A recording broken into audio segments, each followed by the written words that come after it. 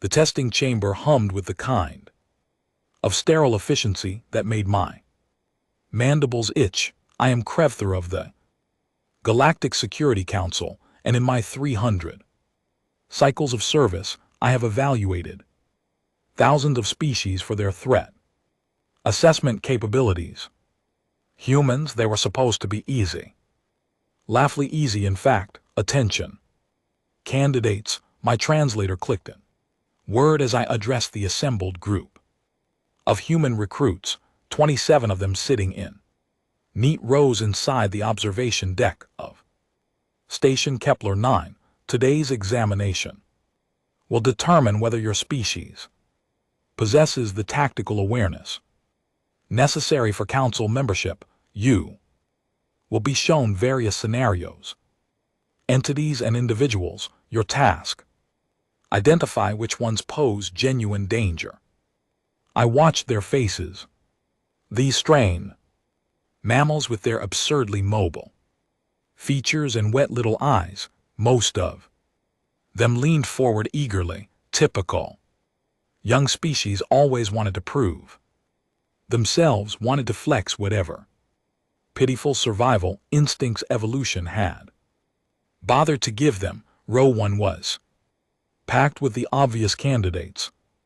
Military types, every single one. Buzz cut, straight postures, eyes that never stopped scanning. Commander Jake Thornton sat front and center, chest covered in medals that probably meant something impressive to his kind. Next to him was Lieutenant Maya Patel, whose service record suggested she could field strip a plasma rifle blindfolded.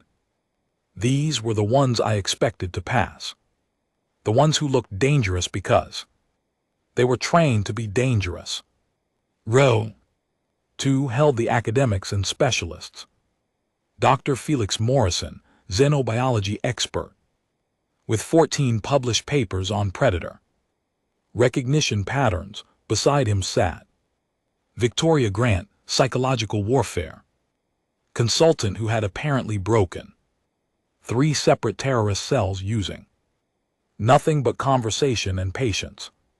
Smart ones, these the kind who think threats through, who analyze and calculate. But row 3 was odd. The girl sitting in seat 3C had shown up in clothes that looked like she had grabbed them from a donation bin. Faded jacket, scuffed boots, hair pulled back in a messy ponytail that had given up halfway through the day. Her registration form listed her name as Emma Torres, age 22.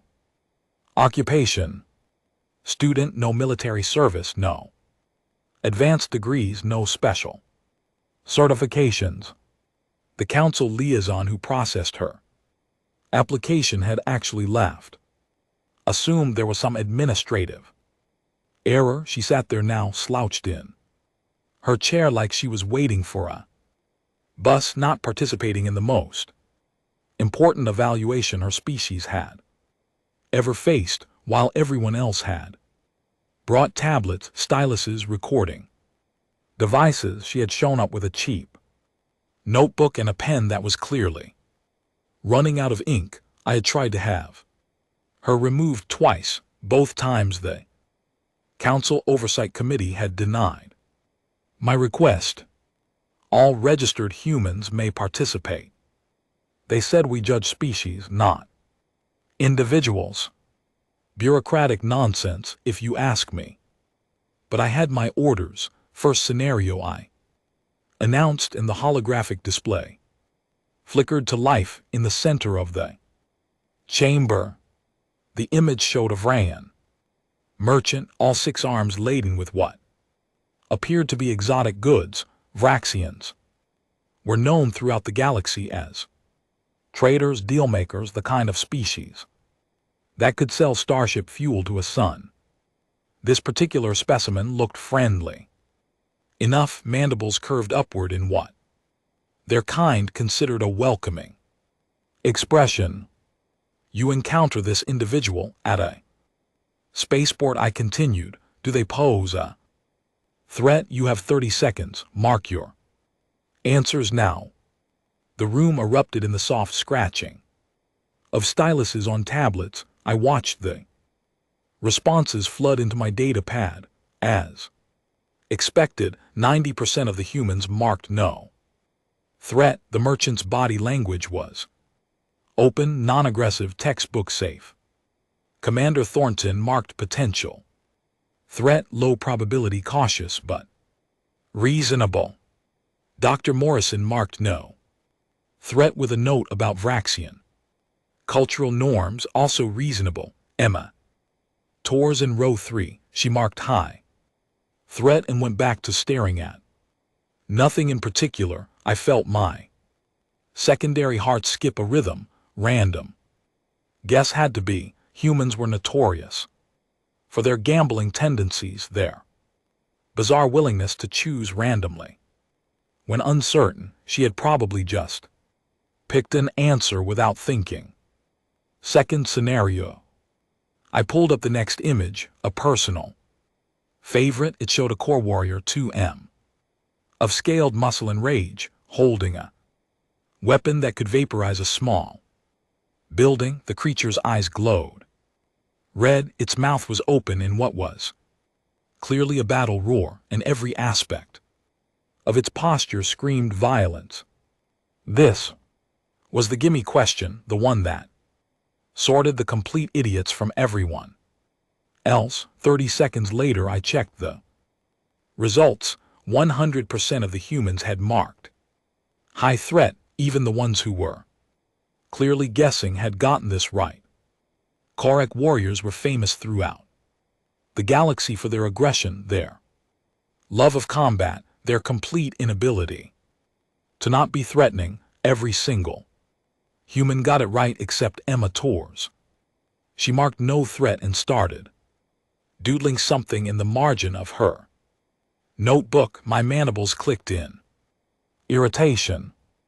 Okay, so the girl was either playing some kind of joke or she was genuinely the least perceptive creature I had ever encountered. Either way, she was about to embarrass her entire species, and I would have front row seats to the disaster.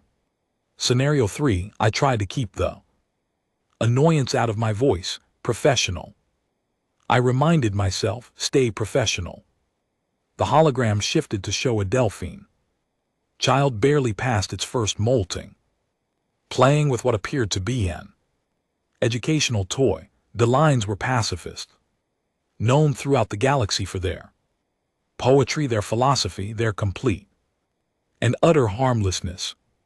This particular juvenile had the kind of face that made even Vraxians go soft. Big, liquid eyes and a smile that radiated innocence. The humans responded predictably. No threat dominated the answers, with a few cautious souls marking unknown, insufficient data. Dr. Morrison wrote a small essay about Delphine child rearing practices and their cultural aversion to violence. Emma Torres marked moderate threat and yawned. I was starting to think she was doing this deliberately, some kind of human protest art perhaps. Were they really so arrogant that they would sabotage their own evaluation just to make some incomprehensible point? We will now move to live assessment, I announced, probably with more edge in my voice than proper protocol suggested. I will bring various individuals into this chamber. You will observe them for exactly 5 minutes, then you will mark whether they pose a threat. No additional context will be provided. Trust your instincts, trust your training, trust whatever primitive pattern recognition software evolution installed in your brains. The first subject entered through the side door. A Qual merchant species known for their honesty, their fair dealing, their pathological inability to deceive. This particular specimen, registered as Myvret, had agreed to participate for a modest fee. He waved at the assembled humans with his primary manipulator, chittered a greeting in broken English, and proceeded to arrange a small display of trade goods on a portable table. Charming, really, the kind of entity you would want to buy souvenirs from. The 5 minutes passed, the humans marked their responses. 95% said no threat. Commander Thornton hedged with low threat situational. Dr. Morrison wrote another essay this time about Quallen trade ethics and bonding rituals. Emma Torres marked high threat immediate and went back to her doodling. I felt my patience wearing thin. This was absurd. The girl was either brain damaged or mocking the entire evaluation process. I made a note to file a formal complaint with the council about screening procedures. Clearly, humans needed better quality control on their candidates. The second subject entered a theme warrior hired from a local security guild. There were apex predators on their home world, evolved from pack hunters, and this particular specimen was impressive even by their standards.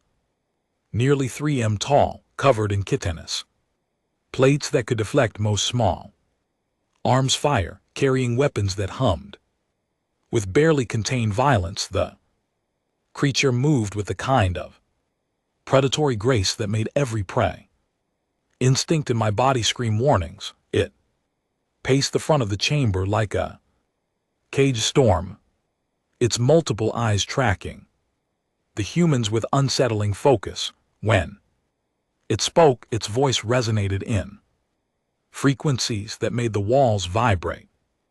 5 minutes of barely contained menace. The humans responded accordingly. 100% marked high threat or extreme threat. Several of them had physically recoiled when the Thuron entered. Commander Thornton's hand had actually moved toward his sidearm, a completely unconscious gesture that his training had drilled into muscle memory. I checked Emma Torres' response already, knowing what I would find. No threat. Of course, the girl marked no threat on a creature that was literally designed by evolution to kill things and had clearly been hired specifically to look as dangerous as possible. At this point, I was convinced she was just marking answers randomly, or worse, marking the opposite of the obvious answer for some bizarre human reason. The third subject entered, and this is where things got interesting. She was human female, based on the typical classification markers your species. Uses, mid-30s, professional attire. Carrying a briefcase, her name tag identified her as Dr. Rebecca Walsh, registered xenopsychologist. She smiled warmly at the assembled candidates, set her briefcase down on the provided table, and began what appeared to be a completely benign presentation about cross-species communication strategies. Her voice was soothing, her gestures open and welcoming. She made eye contact with various humans in the audience, occasionally asked rhetorical questions, demonstrated a few basic concepts using holographic aids, textbook friendly, textbook safe, textbook boring. The 5 minutes concluded. 98% of the humans marked no threat. Dr. Morrison marked no threat with extensive notes about how her presentation style aligned with established trust-building protocols.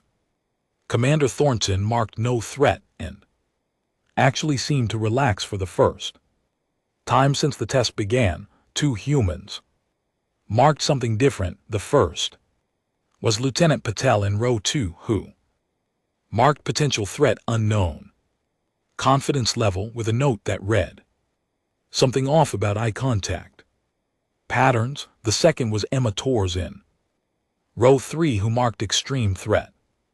Immediate action required in letters so heavy they nearly tore through her cheap notebook paper. I stared at the response, stared at it while Dr. Walsh concluded her presentation, thanked everyone for their attention, and exited through the same door she had entered. Stared at it while the rest of the humans began comparing notes, confident in their assessments, probably already planning their celebration parties for when they passed. Then my data pad chimed, Priority Alert Council. Security. The message was brief. Dr. Rebecca Walsh is not doctor to Rebecca Walsh. Subject is Xyle infiltrator. Detained at exit checkpoint. Biochemical weapon detected in briefcase lining. Station lockdown initiated. Threat neutralized. My manipulators went numb. A Xyle infiltrator here on a council testing station carrying a weapon that could have killed everyone in this chamber and probably everyone on the station.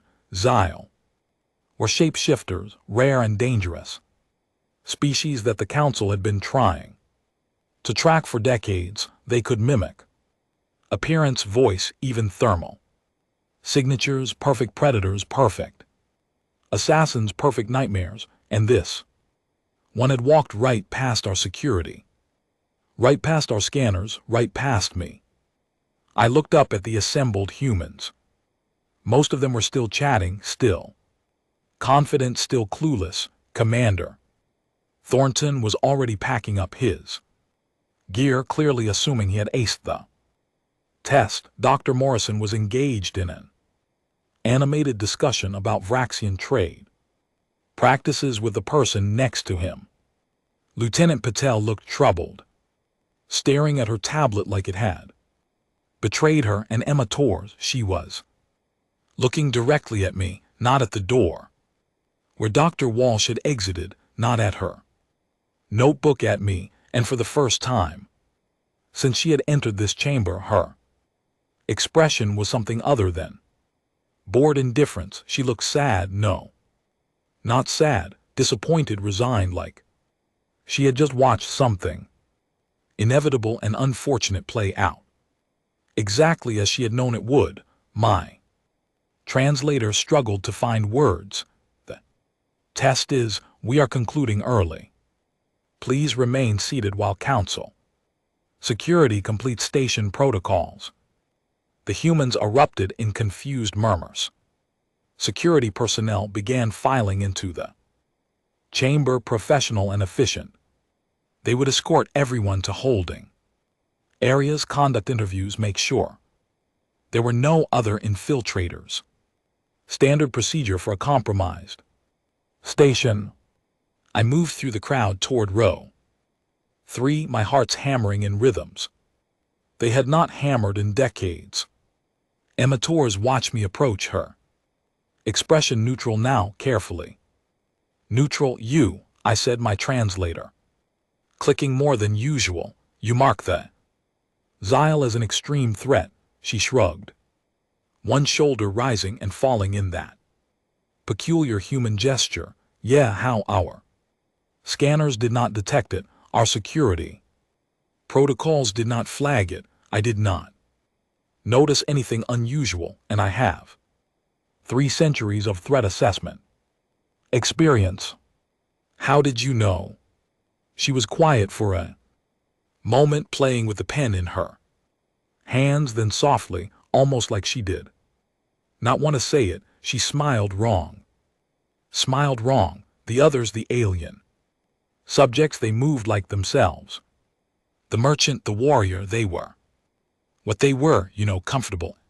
Their bodies, but Dr. Walsh, she smiled like someone who learned smiling from a manual, technically correct, all the right muscles, but just off, like she was wearing the expression instead of making it, and her eyes, they tracked people, but only after they moved. Normal humans, we anticipate movement, follow it unconsciously. She was reacting, not predicting tiny delay, maybe a quarter second, but consistent. I felt something cold settle into my central ganglion.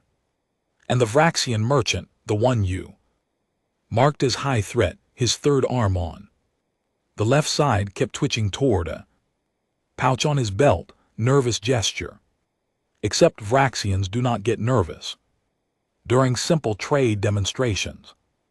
It is against their cultural programming. Either he was not Vraxian, or that pouch contained something that made him very anxious about this situation.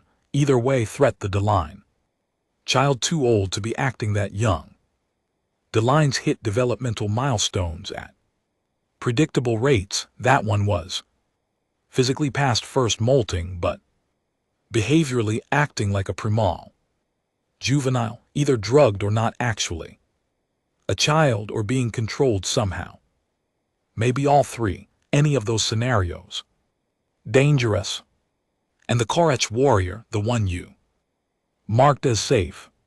She smiled, and it was a real smile, the kind that reached her eyes. He was terrified, whole body screaming fear signals, trying to look aggressive, pupils dilated wrong, breathing shallow, weight distribution kept shifting backward. Even when he moved forward, he was acting, putting on a show because someone paid him to look scary. He was about as dangerous as a puppy wearing fake teeth. The security teams were organizing the other humans, now moving them toward the exit. Protocols. Emma Tor stood up, slinging her worn bag over her shoulder. She looked tired, like she had been tired for a long time. Most of your questions had obvious answers, she continued, voice quiet enough that only I could hear. Big, scary thing is scary, friendly thing is friendly. You were testing whether we could recognize the usual threats, but the real test, the one that matters, that is whether we can recognize the unusual ones, the threats that do not look like threats, the dangers that smile and shake hands and make presentations. She started toward the exit, then paused. For what it is worth, I am sorry I messed up your evaluation. I know my answers made your data weird, but you asked us to identify threats, and I did. Not my fault. Everyone else was looking for monsters instead of paying attention. I watched her walk away, this scruffy human girl in her discount clothes with her dying pen, and felt the weight of 300 cycles of service pressing down on my carapace. Wait, I called out, my translator probably mangling the desperate edge. My voice. The council requires additional evaluation for candidates who demonstrate exceptional performance. You will need to remain on station. She turned back, eyebrow raised. Exceptional performance. I got almost everything wrong by your scoring system. You got everything right, I corrected. And that is far more concerning than getting everything wrong. Your species has been evaluated by 17 different council members over the past 50 cycles. Every single assessment concluded that humans were average in threat detection, adequate for support roles but not security positions. You just undermined 50 cycles of data in 40 minutes. So what happens now? I wished I knew. Protocol for this situation did not exist because this situation was not supposed to happen. Humans were not supposed to outperform council evaluators on council design tests. They were supposed to be enthusiastic, brave, loyal, all those qualities that made excellent support troops and trade partners. They were not supposed to see through Xyle infiltrators that had fooled council security. Now I said carefully, we run more tests, many more tests, and we figure out if you are an exceptional individual. or if your entire species has been hiding what they are really capable of. She sighed, and it was the sigh of who had seen this coming too. Can I at least get better coffee? The stuff in the waiting area tastes like someone filtered it through a gym sock. Despite everything, despite the compromised station and the detained infiltrator and the complete destruction of my carefully planned evaluation, I felt my mandibles quirk in what might have been amusement. I will see what we can arrange, I said, as she followed the security escort toward the secondary evaluation chambers. I pulled up her file again on my data pad. Emma Torres, age 22. Student, no special qualifications. There had to be something, some indicator I had missed, some detail that would explain how she had done what she had done. Her educational history was unremarkable, standard public schooling, decent grades, but nothing extraordinary. Her employment record showed various service jobs: waitress, retail clerk, briefly a security guard at some human shopping complex.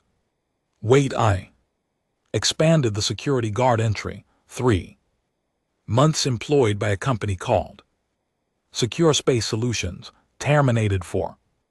And I had to run this through my translator twice to make sure I was reading it correctly. Excessive vigilance and making customers uncomfortable with constant threat. Assessment behavior. The termination report included a note from her supervisor. Employee Torres repeatedly reported suspicious individuals who turned out to be ordinary customers. Created tense environment. Recommend counseling for paranoia. Below that, a second note added later in different formatting. Note: 3 of the individuals Torres reported were later arrested for shoplifting, 1 for attempting to place skimming devices on payment terminals, 1 for carrying concealed weapons without permit. Employee assessment may require review. I closed the file and looked toward the door where Emma Torres had disappeared.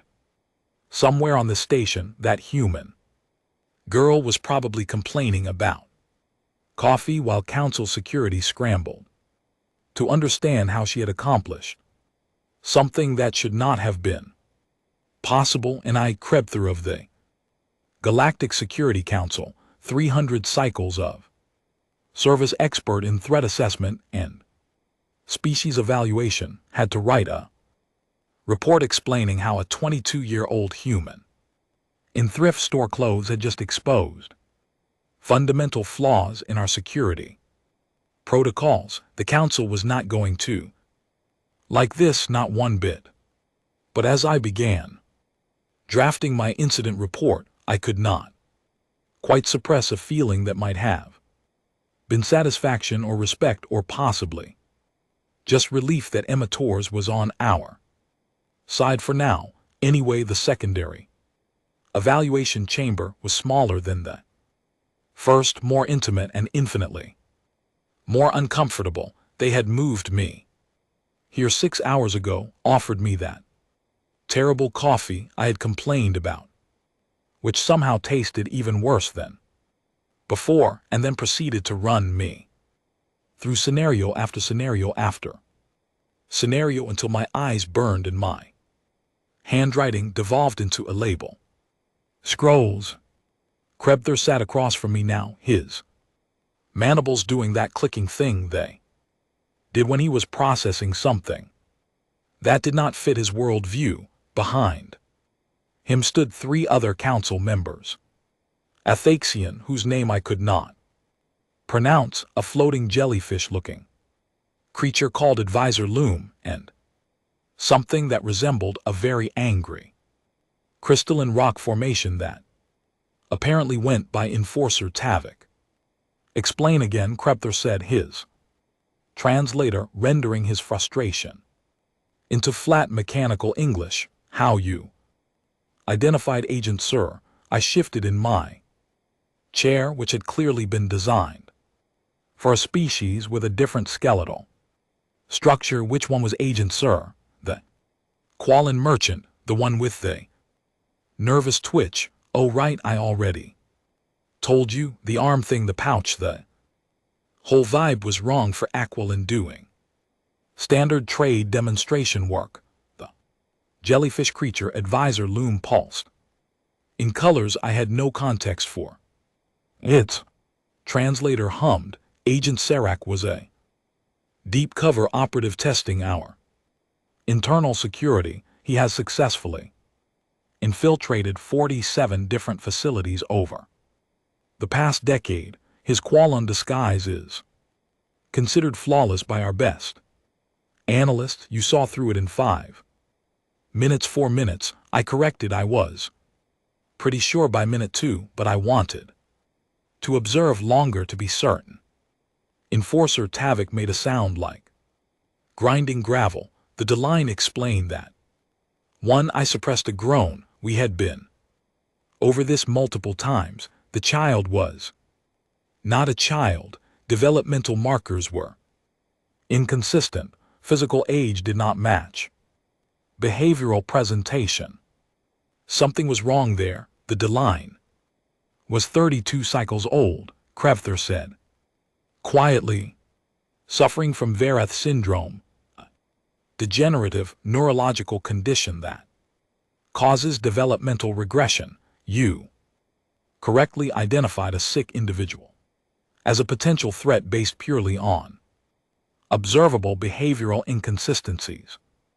Okay, that made me feel slightly terrible. Is the Deline okay? I mean, I did not want anyone to actually arrest sick kid. The Deline is receiving treatment at our medical facilities and is no longer your concern. Tavik ground out. What concerns us is how you identified them as anomalous in the first place. Most species register sick or disabled individuals as requiring assistance, not as threats. I rubbed my eyes trying to articulate something I had never really needed to articulate before. Threats are not always about intention.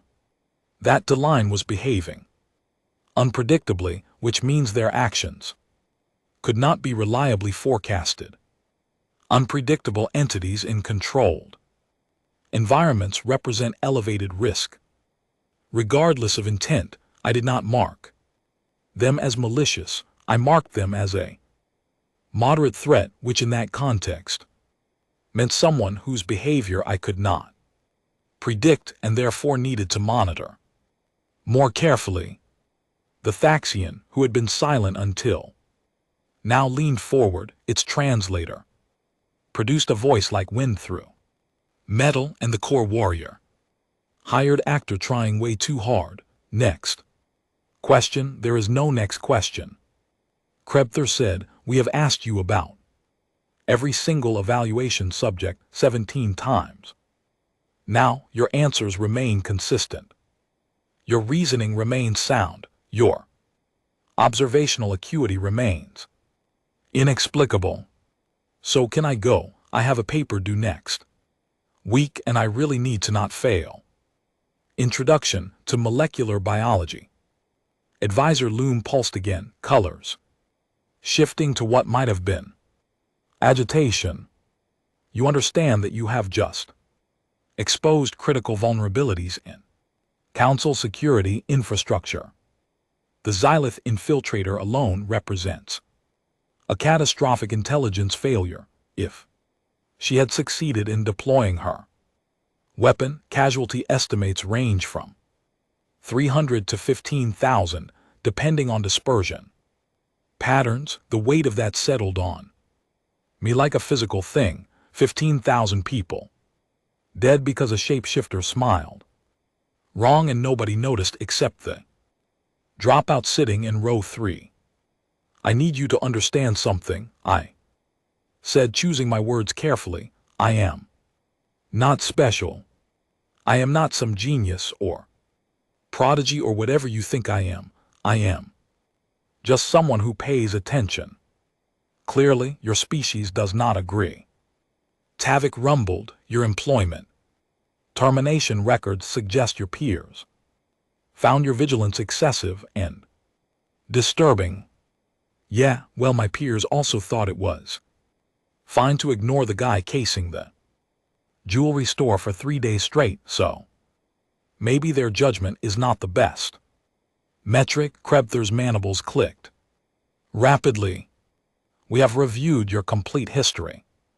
Amateurs, every job, every school, every documented interaction we could access through legal channels. Do you know what pattern emerges?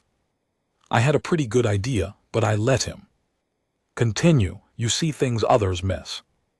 You notice details that should be irrelevant. You identify patterns in chaos. And every single time you raise concerns, you are dismissed, ignored, or punished for being disruptive. Your entire life is a documentation of a skill set that your own species considers defective. That stung, probably because it was accurate. Your species evaluation rankings are about to change dramatically, Loom stated. The council will need to reassess human threat detection capabilities in light of this data. No, I said quickly, you really should not do that. 4 alien entities stared at me with whatever sensory organs they possessed. Krebther spoke first. Elaborate. Look, I bombed your test on purpose. At first I marked the Vraxian as dangerous, knowing full well that 90% of humans would mark them safe. I marked the Korak as safe, knowing everyone else would freak out. I did it because I was annoyed that I got dragged to this evaluation in the first place, and because I figured my answers would not matter, since obviously Commander Thornton and Dr. Morrison and all those actually qualified people would carry the species average.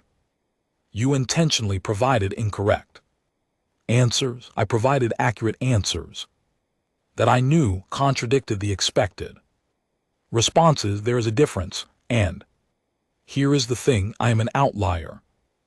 Weird, paranoid, socially maladjusted outlier. Most humans cannot do what I do. Most humans should not do what I do, because living like this kind of sucks.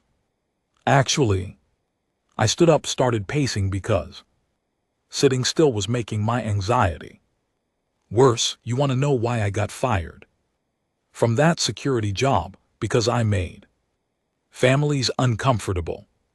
I watched a mom with her kids for 15 minutes because something about her body language seemed off, and it turned out she was just stressed because one of her kids had a fever and she was trying to shop. Quickly, I called security on an elderly man because his gait pattern changed, and it turned out he had just tweaked his back reaching for something on a high shelf. I was right often enough to be vindicated, but wrong often enough to be insufferable. Yet your accuracy rate in our evaluations exceeded 97%. Tavik observed, because your test was artificial, controlled environment, limited variables, subjects who were deliberately chosen to represent specific threat categories. Real life is messier. In real life, most suspicious behavior is just normal. People having bad days. Most anomalies are coincidence. Most threats are not threats at all, and if you recalibrate your species assessment based on me, you are going to get a very skewed picture of what humans are actually capable of. Krebther was quiet for a long moment, his mandibles completely still. Then what do you think we should do? Test more humans, lots more. Run the same evaluation on a proper sample size. I guarantee you that most of them will perform exactly Average, exactly like your previous. Assessments predicted, I am statistical. Noise, not a representative sample. And if we find more humans with your capabilities, I shrugged, then maybe my species is more observant than your previous test. Suggested, but I really doubt you will find many. People like me are rare for evolutionary reasons. We are the paranoid ancestors who heard every snapping twig and assumed saber-tooth tiger, useful for survival, terrible for social cohesion. Most of us get selected out of the gene pool one way or another. Advisor Loom pulsed in a pattern that my brain wanted to interpret as thoughtful. You present a compelling argument for your own irrelevance.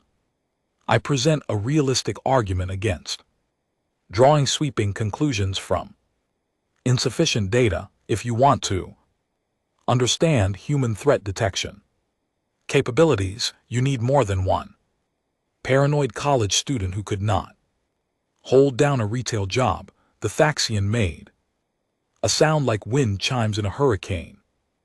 Nevertheless, the fact remains that you detected threats our own security systems missed. This has operational value regardless of your species.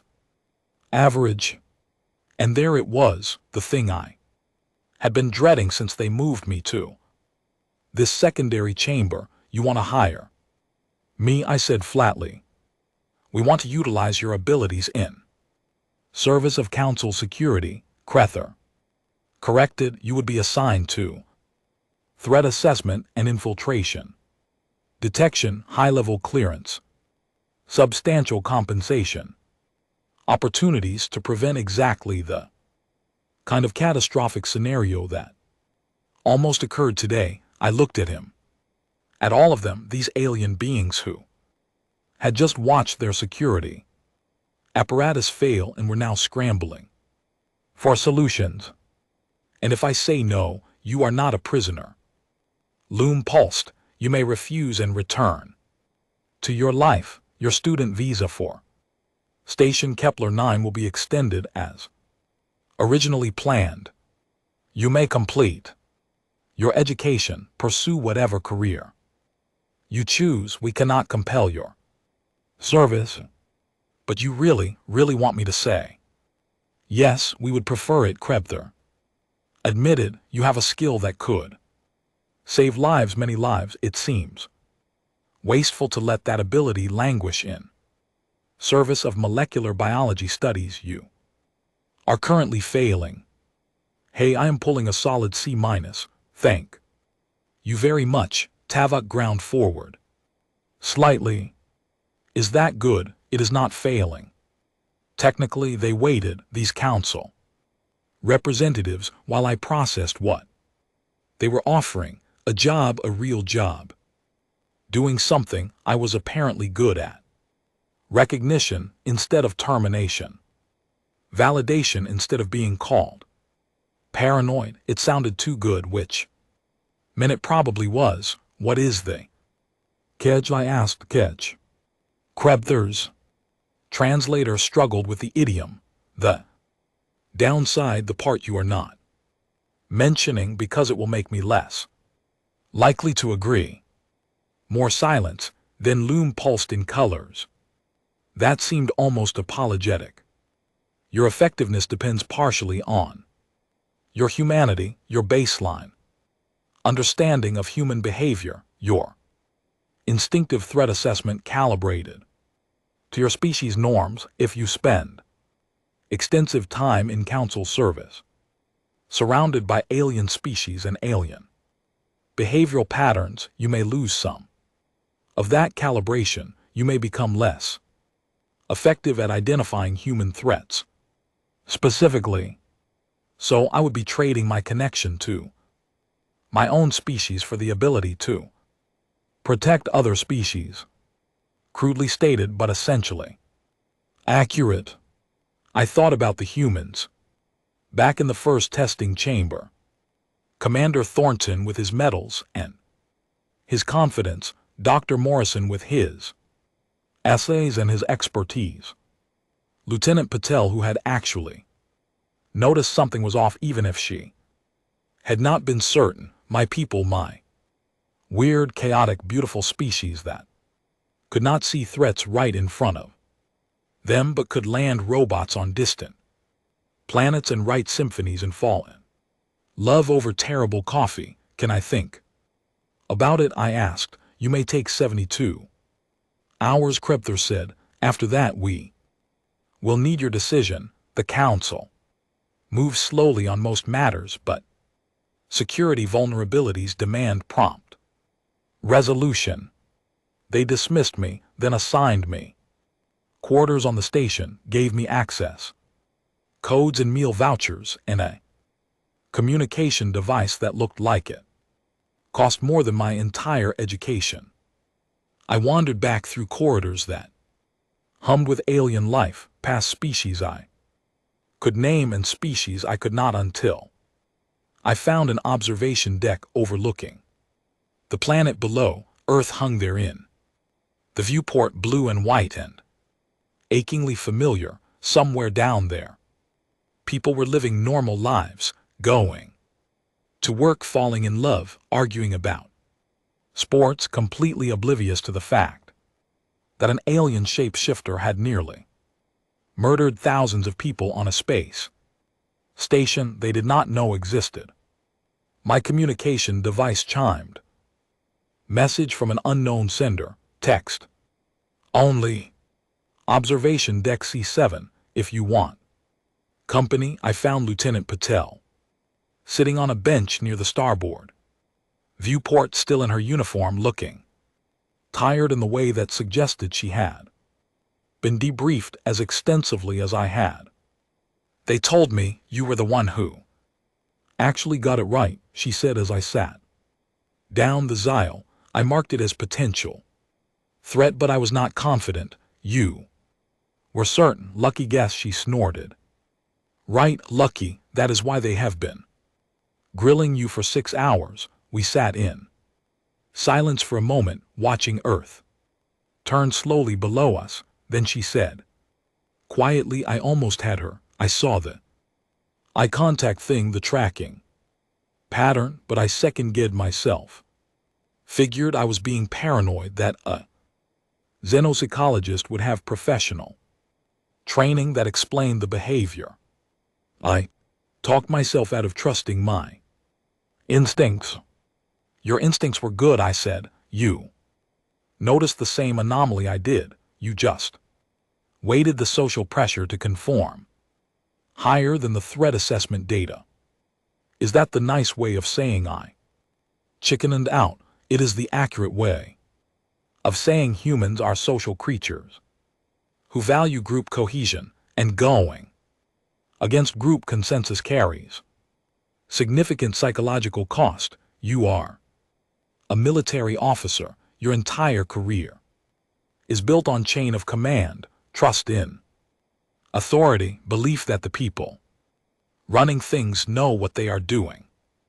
Marking a council-approved presenter as a threat would have been a huge deviation from your training. She looked at me, really looked at me, and I saw recognition there. But you do not care about group consensus, do you? I care. I just weight it lower than other variables. Makes me write more often and like less consistently. They offered you a job. How did you know? Because they offered me one too. Junior position, human liaison to council security forces. I think they are hedging their bets, bringing on multiple humans in case their species evaluation really was that far off. She paused. Are you going to take it? I did not answer immediately.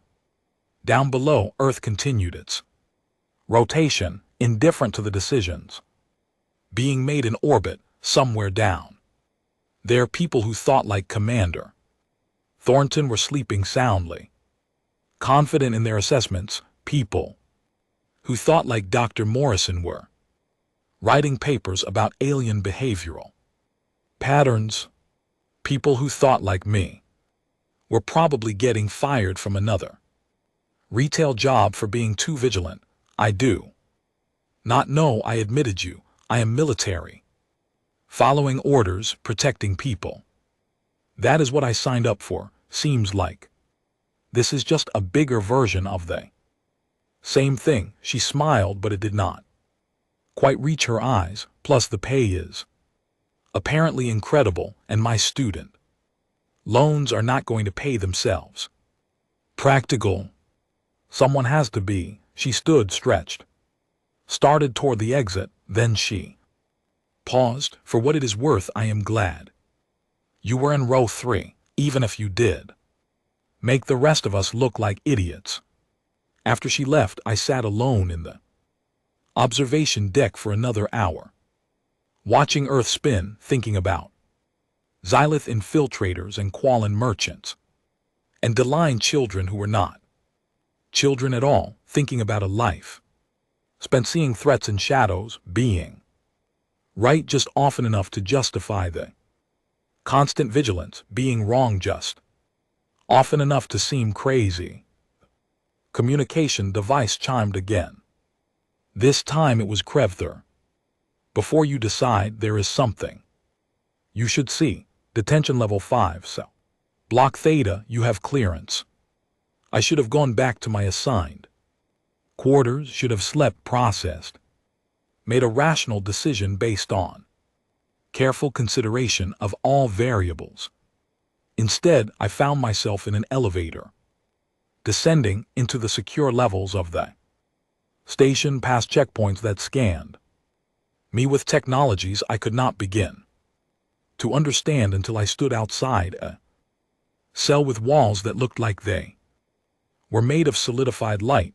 Inside was the Xyle, or what I assumed was the Xyle's true form, since the Dr. Rebecca Walsh disguise was gone. It was vaguely humanoid, but the details were wrong in ways that made my eyes hurt to process. Too many joints in the limbs, skin that seemed to shift texture constantly, facial features that did not quite settle into any fixed configuration. Krevther stood beside me, his mandibles still. She has been trying to escape for the past 4 hours. Attempted 3 different disguises, tested 17 different psychological manipulation strategies, threatened, begged, and negotiated. Nothing has worked. Our containment systems are designed specifically for Xyle capabilities.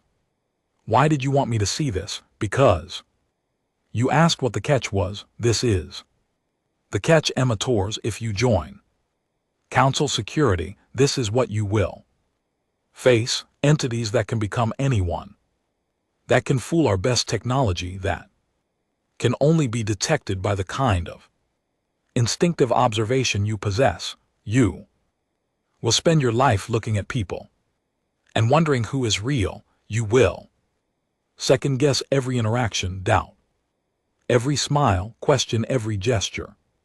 You will become more isolated, more paranoid, more like this creature than like the humans you are trying to protect. The Xylith moved closer to the transparent wall, and for a moment its features stabilized into something almost human, almost.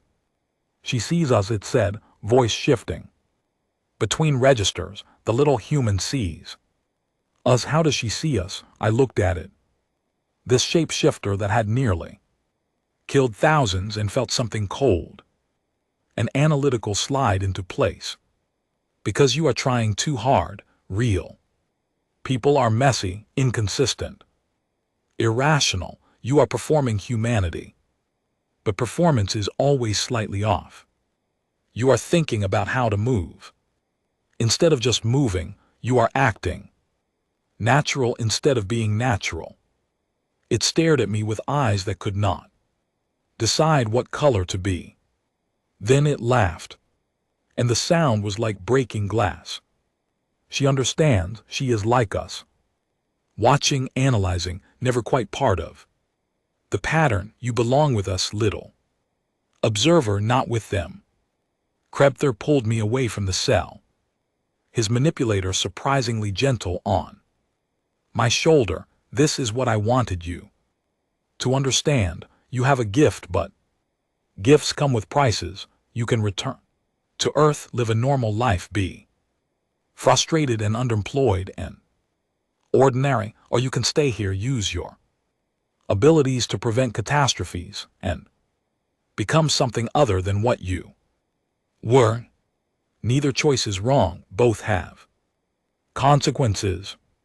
I looked back at the cell, at the Zio, still wearing its almost human face, still watching me with interest that felt predatory and curious in equal measure. Then I looked at Krebther, this alien bureaucrat who had spent 3 centuries evaluating species and probably never expected a human thrift store closed to upend his entire framework. I need to know something, I said. The test today, the whole evaluation, was it really about species assessment?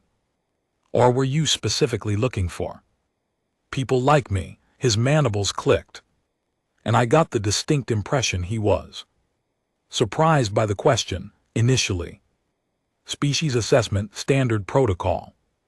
But after the first 3 scenarios, after watching your answers deviate so consistently from the pattern, I began to suspect the later scenarios, particularly Dr. Walsh, were specifically designed to be difficult to require exactly the kind of observational acuity you possess.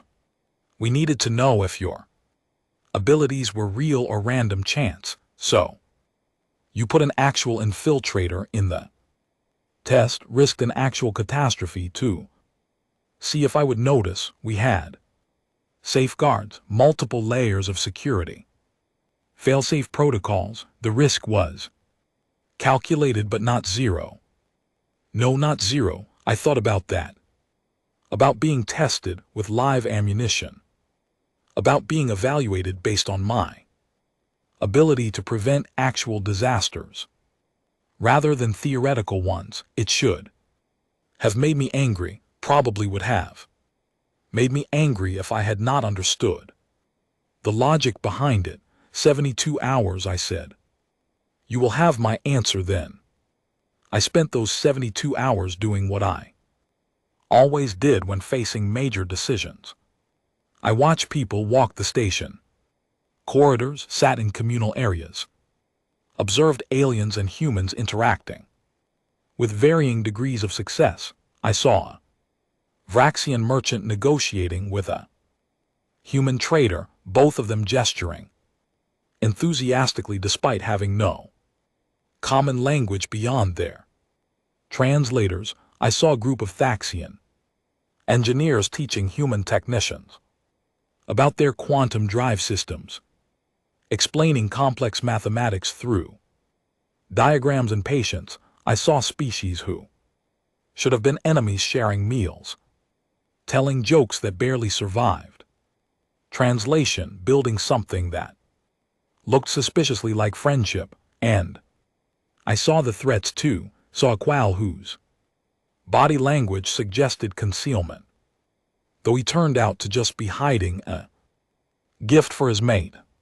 Saw a human whose nervous behavior suggested malicious intent, though she was just anxious about her first day at a new job. Saw patterns and anomalies and false positives everywhere, because that was what my brain did. That was how I processed the world. On the 3rd day I returned to Krebther's office. He was reviewing something on his data pad, mandibles moving in what I had learned to recognize as concentration. He looked up when I entered. You have reached a decision. I have questions. First, if I do this, if I join council security, can I still visit Earth? Can I maintain contact with humans? Yes. Recommended. Actually, maintaining cultural connection helps prevent the isolation I warned you about. And if I Find more humans like me, people with similar observational abilities. We would evaluate them same as we evaluated you, offer positions if they qualify, respect their refusal if they decline. One more thing, the Deline, the one with Verith syndrome, I want updates on their treatment and I want to know that flagging them as anomalous did not result in any additional suffering. Krevther's mandibles curved in what might have been approval. The Deline is responding well to treatment and specifically requested that we thank the human who noticed their condition. Their family had been unaware of the syndrome's progression. Your observation likely saved their life. That hit differently than I expected. All this time worrying I had caused harm and instead I had accidentally helped. Maybe there was something to be said for being the paranoid one in row 3. Okay, I said I will do it. 3-year contract with option to renew or terminate based on mutual agreement. I wanted in writing that I can leave if this stops working for me. Acceptable. Welcome to Council Security Officer Tours 1. Condition: I do not want to be the human who sees threats everywhere. I want to be the person who helps others learn to see them too. Training, consultation, developing better evaluation protocols. If I am really that much better at this than your current systems, then the solution is not just hiring me, it is figuring out what I am doing that your systems are not and teaching it. Krevther was quiet for a long moment. Then you want to make yourself obsolete. I want to make catastrophic security failures obsolete, if that means teaching 1,000 other people to do what I do, even partially. That is better than being the only one who notices when something is wrong. He extended a manipulator and I shook it, sealing an agreement between a paranoid human and an alien bureaucrat who had learned that sometimes the most important data comes from the person sitting quietly in row 3. 6 months later, I stood in front of a new class of evaluation candidates. Maltesians this time, humans, Vraxians, Quallans, even a few Thaxians who had expressed interest in security work. They sat in neat rows, eager and nervous, and completely unprepared for what I was about to teach them. Attention, candidates, I said, and my voice echoed through the chamber. Today we are going to learn about threat assessment, not the kind you read about in manuals, not the kind that reduces danger to checklists and protocols, the real kind, the kind that keeps you alive when everything else fails. Behind me, Krevther clicked his mandibles in what I had learned to recognize as amusement. In the back row, Lieutenant Patel took notes, already 3 months into her own position and still convinced she had something to learn. And somewhere in row 3 sat a young Quallen who had scored impossibly high on preliminary evaluations, who apparently could spot deception patterns with the same ease I spotted behavioral inconsistencies. Maybe I was not such an outlier after all. Maybe every species had their paranoid ancestors, their hypervigilant observers, their people who saw too much and got punished for it. Maybe the trick was not suppressing those abilities, but learning when to trust them. First lesson, I continued, watching their faces, their appendages, their various attention indicating anatomical features. Most threats do not look like threats. The universe is full of friendly monsters and dangerous friends. Your job is to figure out which is which before it is too late. Now let us begin and In that moment, standing in front of species from across the galaxy, teaching them to see what I saw, I finally understood why I had been sitting in row 3 that day, not because I was exceptional, because I was necessary. The test is never really over. The threats keep coming, wearing new faces, learning new tactics, finding new ways to slip past security and smile wrong, and almost succeed. But now, instead of facing them alone, dismissed and doubted, and called paranoid, I faced them with an entire council of observers learning to pay attention. It was not perfect. Nothing ever is, but it was better